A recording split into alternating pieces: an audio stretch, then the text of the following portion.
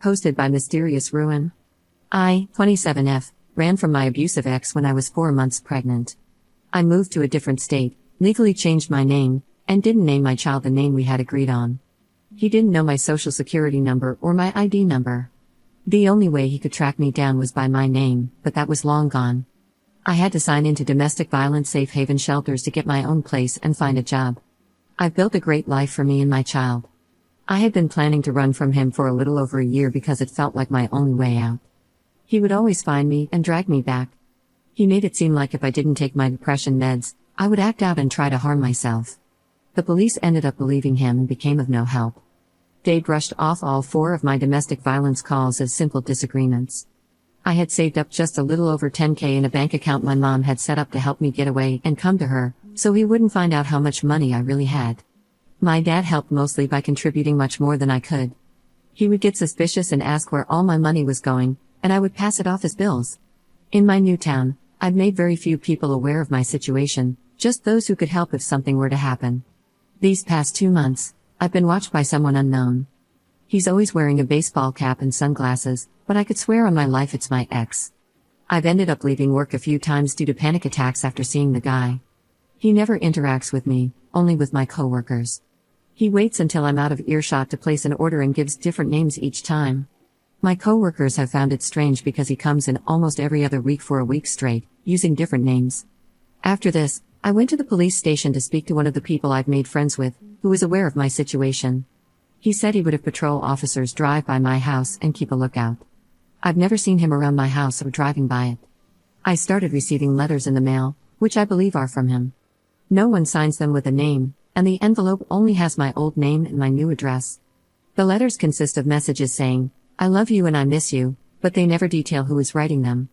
I took them to the police station to show my friend there. He told me I should find another place to stay for a while and file for a restraining order. I made a fake account and messaged one of my old friends. They said they were glad to hear from me, that they were happy I'm okay, and that he's been trying to report us as missing, which I already knew. They also said that he's still working his old job, but he goes on week-long trips, and nobody knows where he's going. What's keeping us from becoming a missing persons case is my mom. The police contacted her, and she told them everything. She showed them proof that I am, in fact, alive and doing well. She explained why I ran but refused to disclose my location. They eventually contacted me to confirm my mom's story. After all this time, the police finally believed me. They asked if I wanted to come back to file charges or a restraining order. I told them no, that I want to stay where I am and keep as far away from him as possible.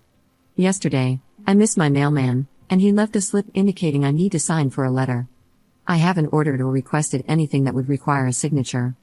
I'm not on any government benefits or involved in any court cases. I reactivated the fake Facebook account and messaged my old friend again. She said she hasn't heard anything but would ask around. I kept the account active, and she messaged me early this morning. She told me there's some talk that he knows where I am and is thinking about going to court to take custody. I asked if I would receive something like that via mail and if I'd have to sign for it. She said she wasn't sure and advised me to ask the post office. I left the letter at the post office all day yesterday instead of calling or picking it up. I don't think I want to retrieve it. I don't want to face the possibility that he's found me. I don't want to go back to that town. I don't want to go back to my old life. I don't want to relive the nightmare I finally escaped. I don't know what to do at this point. Edit. I just want to start by saying thank you for all the kind words and advice you've given me. After I made this post, I went to work. When I arrived, they told me a guy had come in looking for me, and they described my ex. They kept telling him I don't work there, and if he comes back, they'll have him arrested because apparently, he threw a big fit when they said I don't work there. I was given permission to leave to seek legal help. I went to my friend, who's a cop, and he connected me with a few lawyers. I spoke to one, and he's taking my case. He filed charges for stalking, harassment, and domestic violence against him, and he also filed for a civil protection order. They issued a warrant, and the cops are combing the area to find him. They have his picture and name, and they're not going to stop until he's in custody. I sat and cried because this has been my life for the past 4, almost 5, years since I ran, years he's been trying to ruin. Where I live, they rule in favor of the mother in domestic violence cases. Apparently, since I left, he was with someone else who filed domestic violence charges against him, but the case was dropped. Edit. My lawyer made it clear that my child and I are in very real danger. He has advised me to get a gun, and if I'm not comfortable with that, to get some form of a weapon. I'm going to apply for a license to carry and get a gun. I bought bear spray, which is supposed to be stronger than pepper spray. He also helped me find a hotel to hide in until he's caught, and I'm currently taking paid vacation. I don't want to have to hide anymore or always feel at risk of being found. Update 11 days later. Here is the long-awaited update. He was caught late that night/early morning after running a stoplight on his way back home. He was processed and sat in his cell, waiting to appear in front of the judge for his domestic violence warrant, which was scheduled for that following Thursday. When he was arrested and processed, they served him the CPO. During processing, he obviously got a call and contacted his dad. His dad told him he didn't raise a woman beater and refused to bail him out. They also discovered he had another warrant issued a few days prior from back home. Apparently, the girl he was with left him while he was away and pressed domestic violence charges against him as well. I'm not sure how they'll handle the situation now that he has charges in 2 different places or how that will work. He appeared in front of the judge on Thursday, and they held him on a $100,000 bond because they considered him dangerous and an extreme flight risk.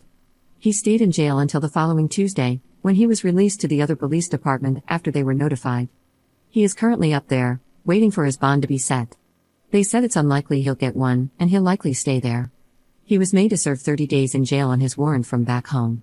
The police said he probably won't be released before both trials, given the circumstances and the fact that he is considered extremely dangerous and a flight risk. They are doing their best to keep him in jail until his convictions in both cases. There is now a CPO issued against him in both places. I requested that my name be redacted from everything in case the story reaches the media. I have purchased a gun, bear spray, and other forms of protection. We have moved and are still in contact with a cop I'm friends with. For the first time in a long time, I finally feel free and like I can live without fear. Sorry for making you wait for an update. Second update 2 weeks later. I heard today that they have found witnesses to his abuse who can testify to the other girl's experience. Since this came to light, he has changed his plea to guilty in both cases. There won't be a trial for either case, just a court date for sentencing. I believe he knew he was doomed when witnesses were mentioned. He's gotten sloppy with his abuse over the last few years. I hope he rots. Third update 7 months later. He was charged with 2 counts of felony stalking, 2 counts of harassment, 2 counts of domestic violence, 2 counts of felony assault, 1 count of endangering a minor, and 1 count of resisting arrest. They hit him with everything they legally could. He got 7 years and 9 months, and he's to serve the sentences consecutively. They didn't give him the maximum penalty for the felonies because he pled guilty, waived a trial, and accepted the sentencing. They just wanted this over with. The sentencing took a bit longer since it involved 2 states. He'll serve all his time in 1 state, then transfer to the other to serve the remainder. Since then, my baby and I have relocated, and I thank God every day for the people who helped us. I'm still in contact with the people I knew at my old home, and they're glad we're doing well. Fourth update 4 months later. Long time no see. After the sentencing, my baby and I finally felt relieved. We decided to go out and really live for the first time in a long while. We went down to Florida and visited as many beaches as we could find. We made a beeline for Disney World, and I would have spent every penny on this planet because, for the first time, we felt like we were truly living life. From there, we made our way up to Nashville, where I shared my love for country music with her. After Nashville, we headed back to my hometown. It was a lot to process, so once we arrived, we started therapy. It's a long road to healing, and we decided to settle here for a little while so she can get to know her amazing grandpa on his dad's side. My parents are flying in soon, and we're planning to attend family therapy together. I do plan to go back to my home eventually, but for now, I feel a pull to heal in the place where I got lost and broken. It feels like I need to gather myself here and find a way to let go of my past in this place. I don't think I can fully move on unless I do. I'm also thankful that he didn't affect our child too much. I don't think she fully understood what was happening.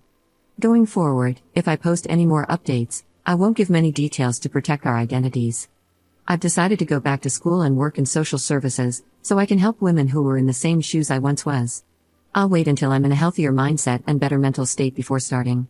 I just wanted to give this final life update because I'm so proud of myself and the life we're now living and pushing through for.